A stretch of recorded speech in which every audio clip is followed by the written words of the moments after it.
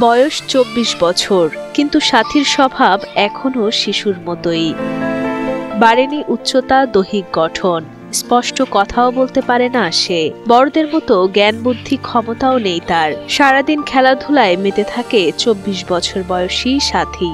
বয়স ২৪ বছর, দেখায় জানি মনে হয় ৩ বছর বয়স, এত খাটো। ভাগ্যের নির্মম পরিহাসে ৪ বছর ধরে ভুগছে কিডনি সমস্যা সহ থ্যালাসেমিয়া ও নানান রোগে। অর্থাভাবে করানো হয়নি উন্নত চিকিৎসা। সাথীর বয়স ২৪ বছর, থাই রোগ আছে, কিডনিতে সমস্যা আছে, শীতকাল হইলে জন্মের অসুস্থ হয়। বাগেরহাট পৌরসভার ৪ নম্বর ওয়ার্ডের কবরখানা রোডের একটি জরাজীর্ণ ভাড়া ঘরে বাবা মায়ের সঙ্গে বসবাস করছে মাসুরা আক্তার সাথী। ছোটবেলা থেকেই অন্য সব স্বাভাবিক শিশুদের মতো শারীরিক বৃদ্ধি হয়নি তার। কিছুদিন স্থানীয় ডাক্তার দেখালেও পরে অর্থাভাবে আর চিকিৎসা করাতে পারেননি দরিদ্র বাবা মা। ছোট থাকতে আমরা বুঝতে পারি না যে ও বড় হইবে নাকি। তারপরে আস্তে আস্তে ডাক্তার একটু দেখাইলাম, দেখাবার পর কি বড় হবে। এখন দেখি কেউ প্রতিবন্ধী হয়ে গেছে, ভালো হইয়া কথাও বলতে পারে না। আর আগে তো পানি খাইছে, ইশারায় তাকাইছে, পানি চাইছে, পানি দিছে, তারপরে খাইছে। এক বেলা খাইলে ২ বেলা খায় না। আর এখন ওই রাস্তাঘাটে খায়, খেলাধুলা করে। সাথীর বাবা মাসুম মির ভাড়ায় রিক্সা চালিয়ে এবং মা অন্যের বাসায় গৃহকর্মীর কাজ করে যা সামান্য উপার্জন করেন তা দিয়েই কোনো রকমে চলে সংসার।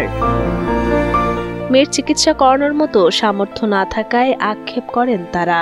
আমাকে তো খাইতে পড়তে মেলা কষ্ট হয়, চিকিৎসা করতে পারি না। আর বাপ একটু রিক্সা চালায়, আমি একটু পরের বাড়ি কাজ করি, এই ভাঙ্গা ঘরে থাকি। আমি ভাড়া রিক্সা চালাই, প্রতিদিন ভাড়া দেওয়া লাগে ২৫০ টাকা। যা ৫০০ ইনকাম হয়, তা দিয়ে তো সংসার চলতেছে না।